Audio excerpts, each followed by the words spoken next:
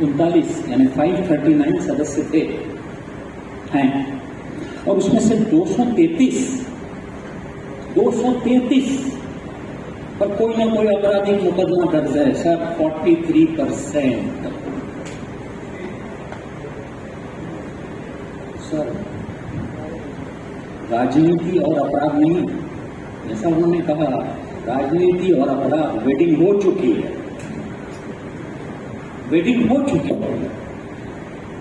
अपराधी राजनीतियों के पीछे खड़े रहते थे, हमेशा गुंडा शक्ति लगती थी, पैसा शक्ति, गुंडा शक्ति। मैं जब से राजनीति देखता हूं तब से देख रहा हूं, मेरे परिवार में लगता है पैसा। आप कहेंगे इसके बिना नहीं लड़ा जा सकता सर। गुंडा पीछे से समर्थन देता है, और गुंडा खुद ही राजनेता बन गया।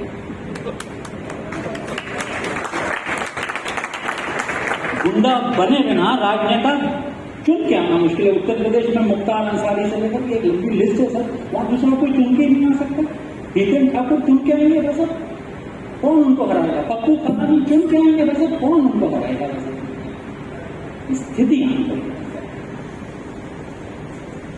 हाँ बदलनी चाहिए, सच बात है। हम बदले हैं, ऐसा नहीं है। पत्रकारिता में बहुत उन्नति भी हुई है। हमारी बहन ने बराबर पॉइंट आउट किया क्या हम पढ़ना चाहते हैं। एक फिल्म पेज हमको लगता है रोज, एक स्पोर्ट्स का पेज हमने पढ़ना शुरू किया। हम हिंदी के पाठकों को क्रिकेट के अलावा कुछ नहीं बताते थे, अब हम उसको टेनिस बताते हैं भाई। हम उसको फुटबॉल सिखाने लगे, वो सीख रहा है, जान रहा है, बढ़ रहा है। हम उसको बताते हैं कि ये उपग्रह इतने उस पर जाएगा और फिर ये स्पेस स्टेशन को छुएगा। उन्होंने बताना पहले करते थे, तो मैंने अभी भास्कर में अभी पढ़ा 2 दिन पहले। सर हमने सीखा है, हम सीख रहे हैं, नई नई बातें ला रहे हैं। पाठक भी हमारा उन्नत हो रहा है, उसकी बुद्धि भी उन्नत होती जा रही है। ऐसा नहीं है कि हम बढ़ नहीं रहे। राजनीति ही प्रमुख अंश नहीं। सर हम लोगों की भी मजबूरियां हैं बाहर निकालने। रोजाना जब मीटिंग करते हैं ना, तो रोज ढूंढते हैं आज की हेडलाइन क्या होगी, कैची हेडलाइन क्या होगी। सर कैची हेडलाइन पाने के लिए रोज तो होती भी नहीं ना खबर, रोज होती नहीं खबर। तो क्या आपको कल बता दें कि आज कोई खबर लायक ही नहीं है आपकी, आज हम ब्लैंक पेपर दे रहे हैं आपको, या टीवी पर आधा घंटा समाचार की जगह हम लता मंगेशकर के गाने सुनाएंगे। सर हमारे किसी भी टेलीविजन चैनल के पास आज ये स्थिति नहीं है कि वो 2 घंटे भी न्यूज दे सके, और वो 24 घंटे लोग न्यूज देख रहे हैं। तो भाई साहब क्या होगा, सेंसेशनलिज्म आएगा। खबरें मैन्युफैक्चर करनी पड़ती हैं, पॉलिटिकल खबरें बड़े आसानी से मैन्युफैक्चर हो जाती हैं। सर ये लिखते हैं हम, जयप्रकाश जी बैठे हैं, जब हम लिखते हैं इनके बारे में तो ये खुश भी होते हैं, तो डबल काम हो जाता है। जगह हमारा करना पड़ता है, नेता खुश भी होता है। एक बहुत बड़ी जमात लगा रखी है PR की, पॉलिटिकल पार्टी की। एक तो आप देखते हैं प्रवक्ता होता है पार्टी का, जिसको आप जानते हैं, एक दूसरा आप नहीं जानते सर, उसका हम लोगों ने नाम दिया फिरकी मास्टर। हर चीज को वो घुमा के अपने पक्ष में बता देते। कल पार्टी में कोई आया तो वो कहता है पार्टी का हमारी शक्ति बढ़ी है, अगले दिन चला जाता है, कहता कचरा निकल गया।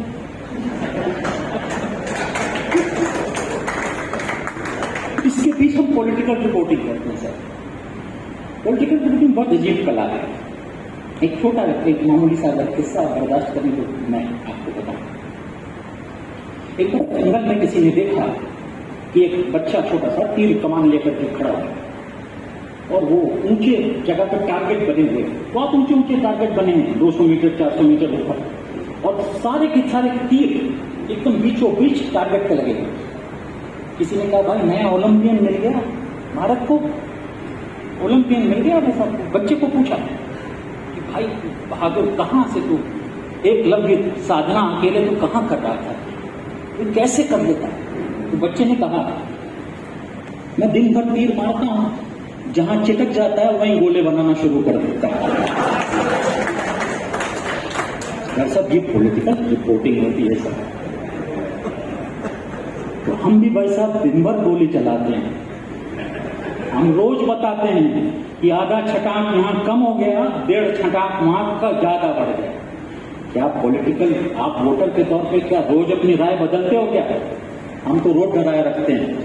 ये आपने किया ना, ये वोटर गया, वहां किया, ये वोट बैंक सरकार। राजनेता बहुत ही ज्यादा शक्की और बड़ा इनसिक्योर आदमी होता है। आपको पता है हर राजनेता के पीछे एक ज्योतिषी जरूर होता है, आपको नहीं खबर होगी। राजनेता होगा तो एक ज्योतिषी जरूर होगा उसके साथ दिन भर, और वो उसको बताता रहता है। मैं लंबे समय से पॉलिटिकल रिपोर्टिंग कर रहा हूँ, तो आपको अंदर की बातें बता रहा हूँ सर। तो ये जो अजीबोगरीब खेल है मैन्युफैक्चरिंग का, ये खेला है, जैसे बड़ा आसान है। आज निकला है कि शिंदे साहब आज फिर देवेंद्र फडणवीस के लेकर शायद छठी बार दिल्ली पधारे हैं। हमारे लिए खेल शुरू हो गया ना आज से। मंगलवार को नया मंत्रिमंडल का गठन होने वाला है। पहली पाइलाइन मेरी सर, शानदार। मंगल को नहीं हुआ, कोई बात नहीं। क्यों नहीं हुआ इसके विश्लेषण नई पाइलाइन। तो भाई साहब ये जो खेला है, इस खेले को ये मैन्युफैक्चरिंग कौन करेगा? सर आप नीचे अगर आप मेरे एडिटर हैं और आप मुझको बोले कि आज मेरे पास कोई हेडलाइन नहीं है,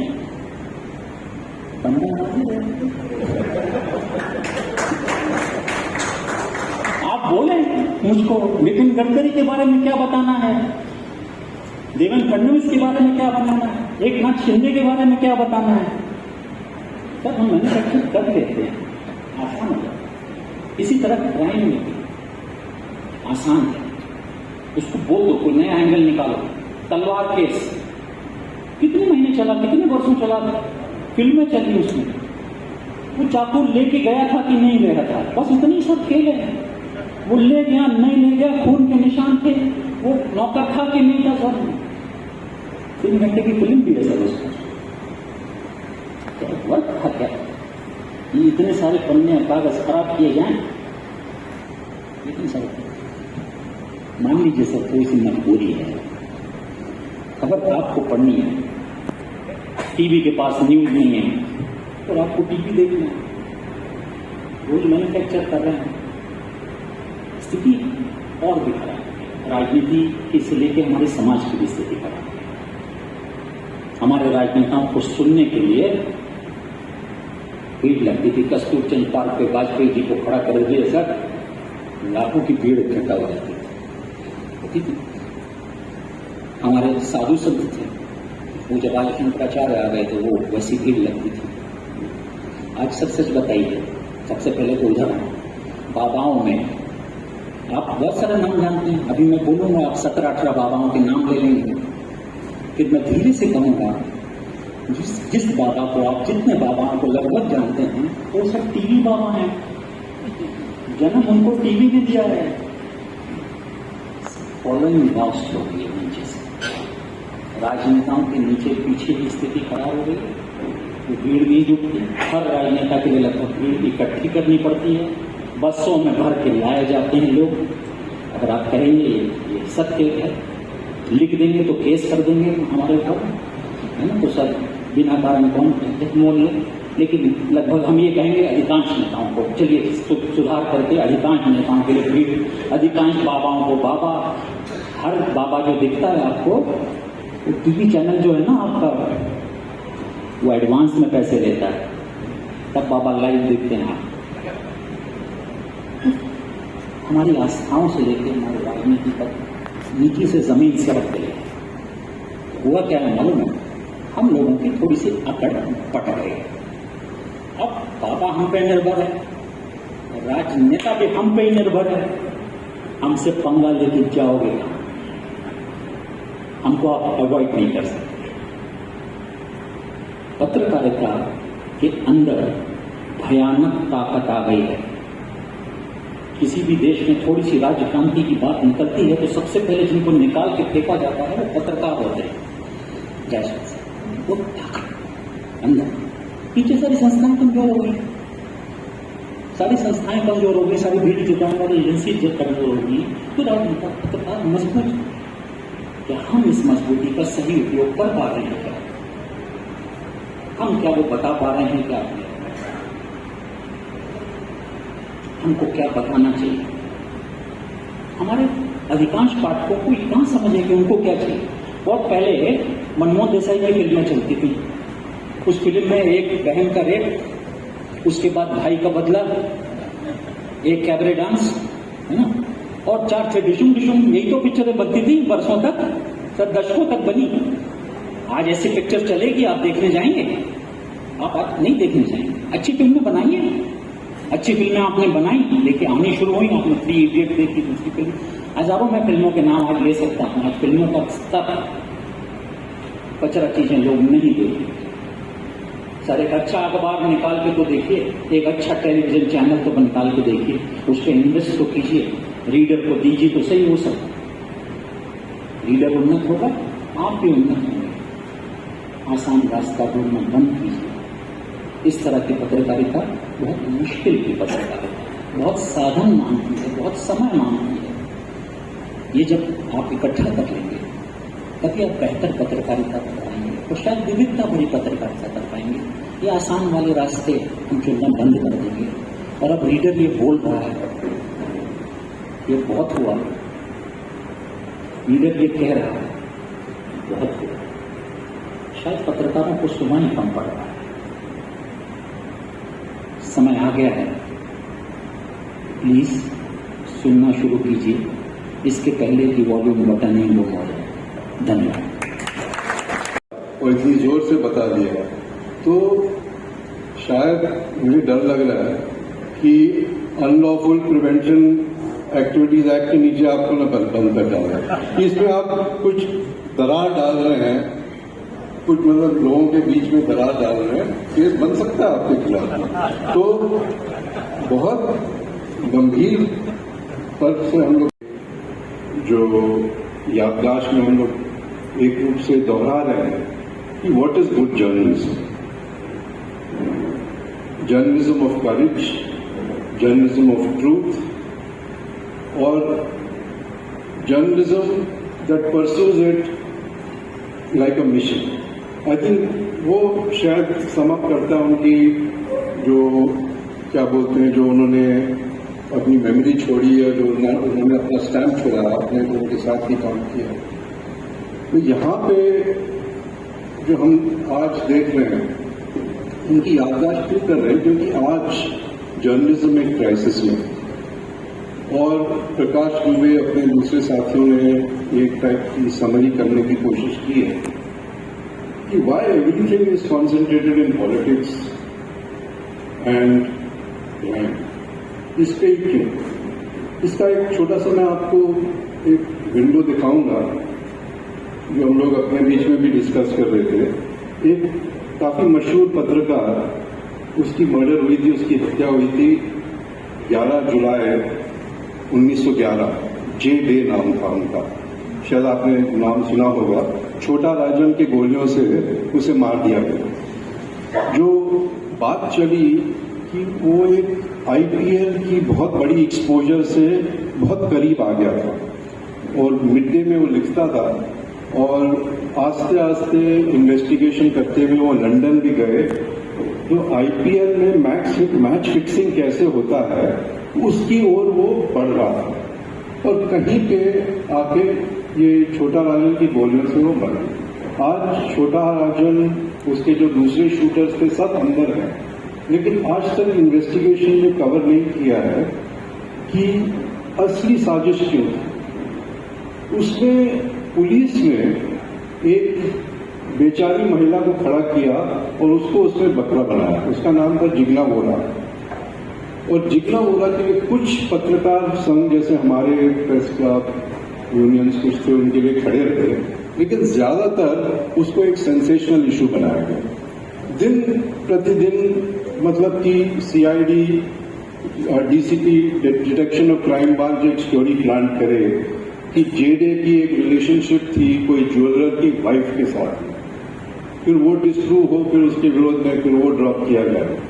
फिर एक दूसरी स्टोरी निकली कि जिग्ना वोरा ने कम से कम 30 फोन छोटा राजन को किया। जिग्ना वोरा क्राइम स्टोरीज करती थी दूसरे पेपर के लिए, एशियन एज के लिए, और उसकी कंपटीशन थी जेडे के साथ में कि जेडे की स्टोरी इतनी अच्छी नहीं है जितनी जिग्ना वोरा की अच्छी है स्टोरीज।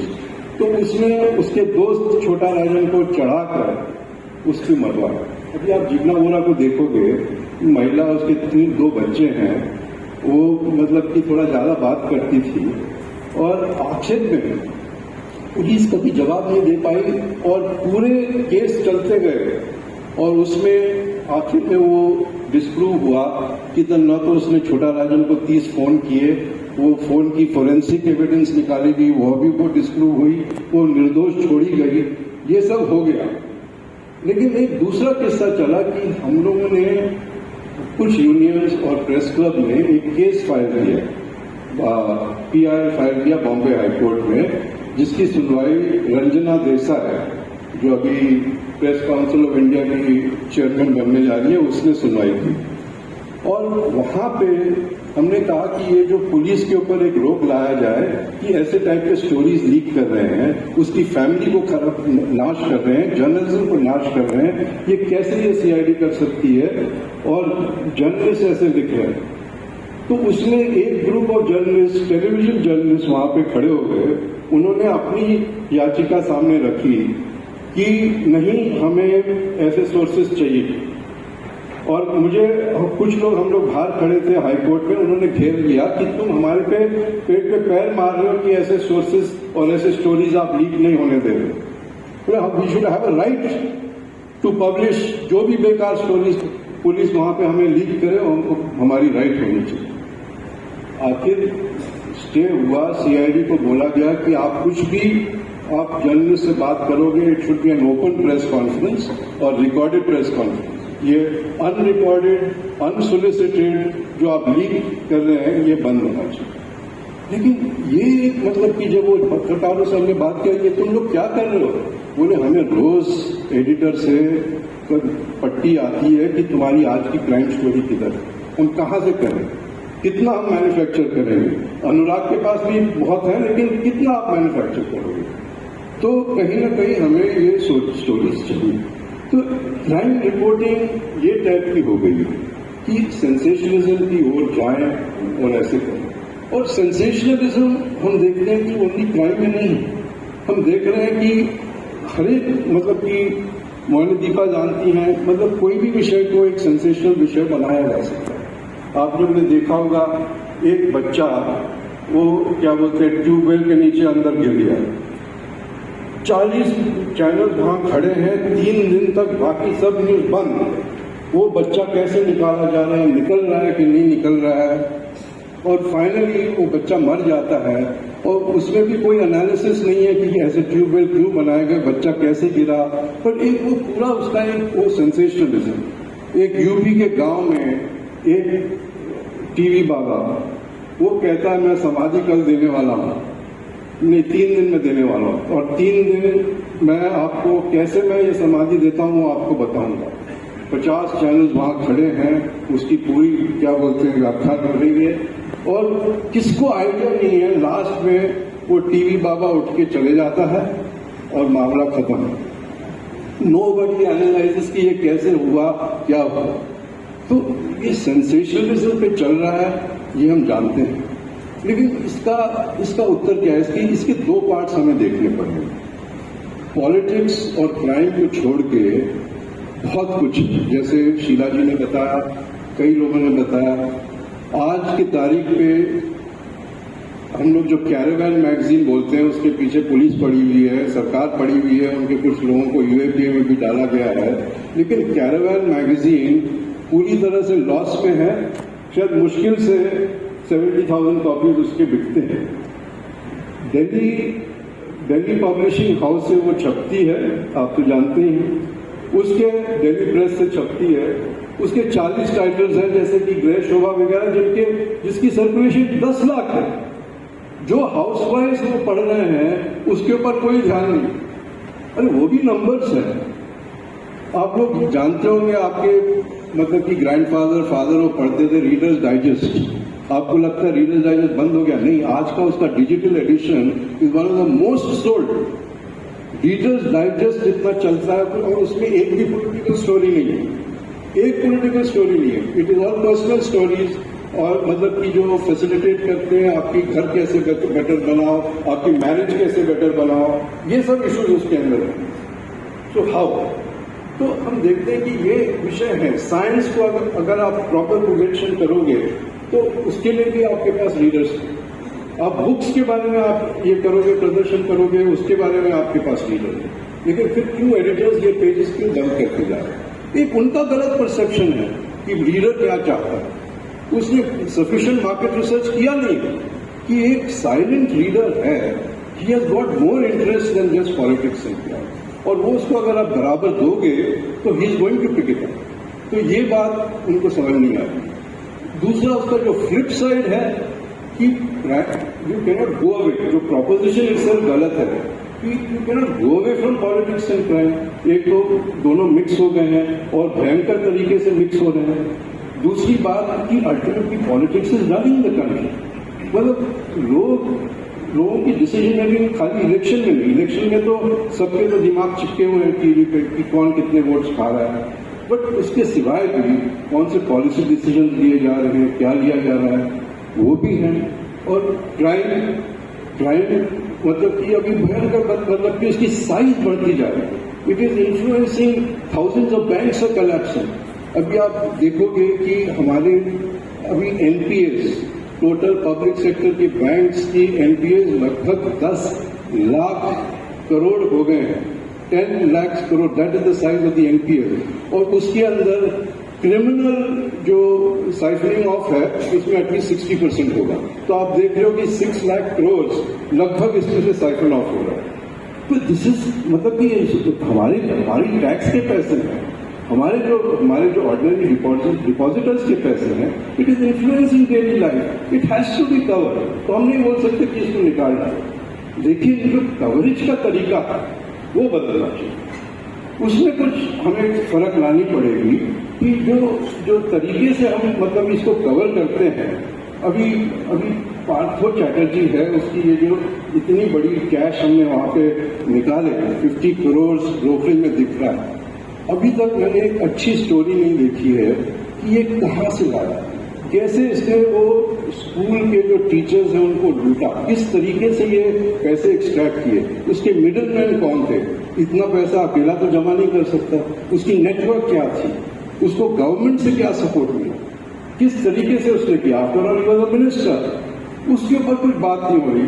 बस हमारी जर्नलिज्म क्या हो गई, ये प्रॉब्लम ये हो गया कि इट इज स्टेनोग्राफी। वो ईडी का कोई नुमाइंदा है, वो आपको फाइट्स देगा, वो आप लोगे, वो कोई सोर्स देगा, वो आप मतलब कि like a stenographer you will copy down, आप छापोगे, आपका इन्वेस्टिगेशन किया। तो जर्नलिज्म इज रॉटिंग विदिन। मतलब हमारे बहुत सारे वीकनेस है। अभी जैसे डीमोनेटाइजेशन के ऊपर एक चित्र हम लोग देख रहे थे, रवीश कुमार, वो मतलब गांव जाके, गलियों जाके जो लोग बेचारे मतलब कि बैंक्स के सामने दिन भर खड़े रहते थे अपना नोट चेंज करने के लिए, नोटबंदी के टाइम पे, उनकी इंटरव्यू लेना। और वो लाइक वन मैन आर्मी, 6 जन थे, उसके ऊपर बहुत सारी कार्रवाइयां हुई, वो उसने किया। बट वहां पे उसने ये विषय को कॉमन मैन के नजरिए से देखा। That was the difference. मतलब ये हम आज देख नहीं रहे। ऊपर से एक पुलिस ऑफिसर ने क्या बाइट दिया, ईडी ने क्या प्रेस रिलीज निकाली, वो हमने छाप दिया या वो हमने टेलीविजन चैनल पे चला दिया। आपका ओरिजिनल इन्वेस्टिगेशन क्या है, वो किधर गया? मतलब कि ये जो high standard of investigative journalism ये आज की तारीख में नहीं, एंड वो कल्चर नहीं, उसको सिखाया नहीं जा रहा। और टू सम डिग्री हमें कंपनीज को और जो रिक्रूटिंग कर रहे हैं हमें उनको भी ब्लेम करना चाहिए कि how much you are investing in training your journalist. उनको आप इसके बारे में ट्रेन करते हो, how to do investigative journalism, आप नहीं करते हो। तो अनलेस आप ट्रेनिंग नहीं दोगे तो आपको फिर स्टूडियो जर्नलिज्म मिलेगा।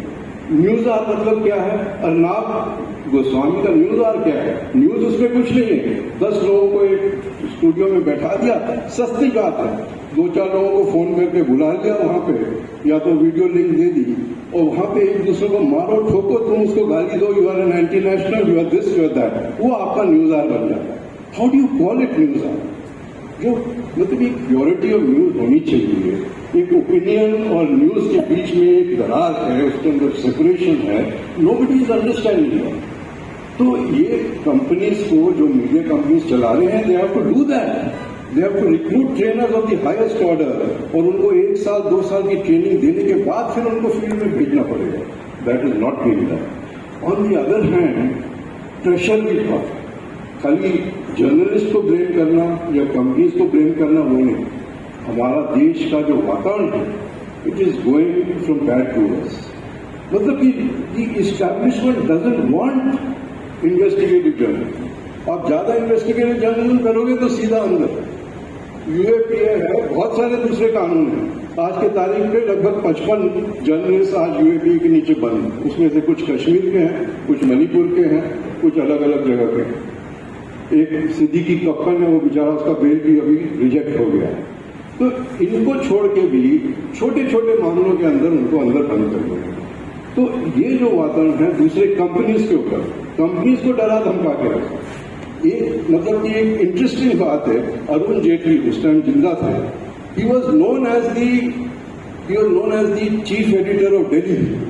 उसका मतलब क्या था? वो जो अपॉइंट किए, मतलब कि एडिटर को अपॉइंट किए, इस्टेब्लिशमेंट या भाजपा सरकार को, मतलब कि दे डोंट लाइक इट, वो फोन करेगा कि भाई ये ठीक आदमी है या हमारे खिलाफ में कुछ नहीं छापे। नेक्स्ट डे उसको मार्चिंग ऑर्डर्स, उसको मार्चिंग। से मेरे कितने एडिटर फ्रेंड्स हैं जिनको अपॉइंटमेंट लेटर के बाद 3 दिन के बाद बोला, भाई हमारे लिए पॉलिटिकली आप हॉट पोटैटो हो, आपसे कोई दुश्मन नहीं है, लेकिन हम कहाँ दुश्मनी मोल लेंगे ये सरकार से, तो आप please.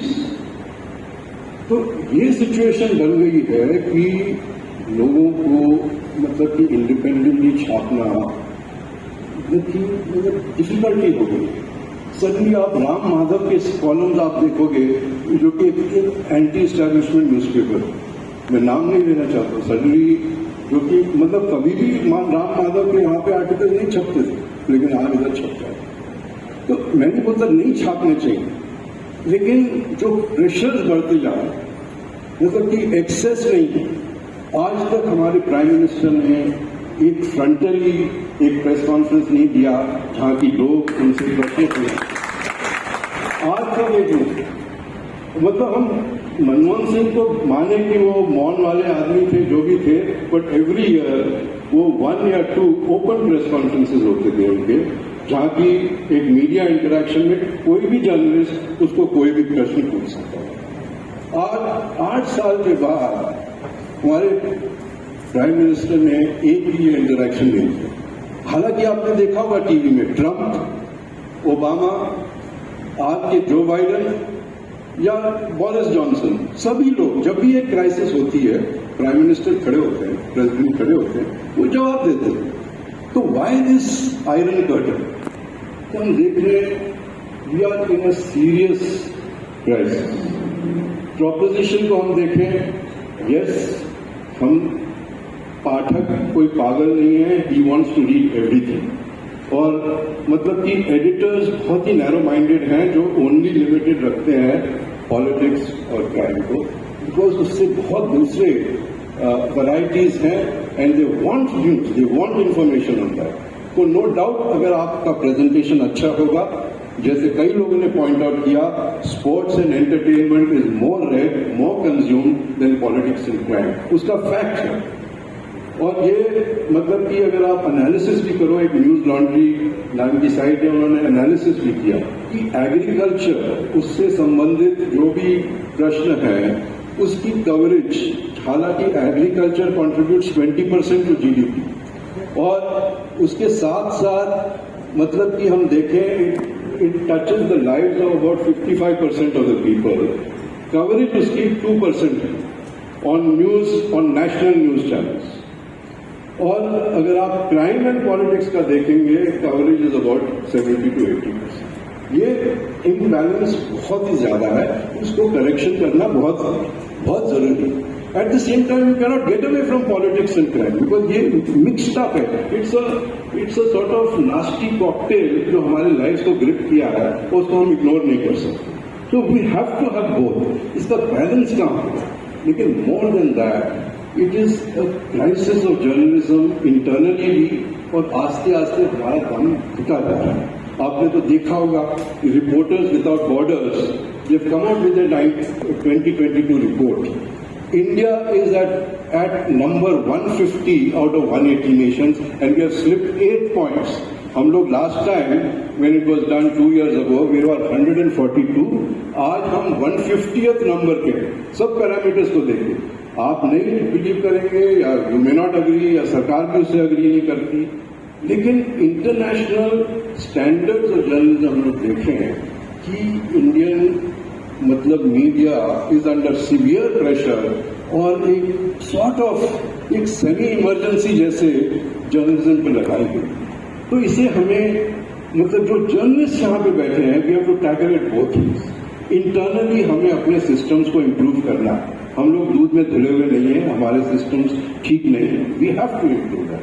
Eight the same time जो एक्सटर्नल प्रेशर्स हैं हमें इसे भी टैकल करना है and we have to stand up.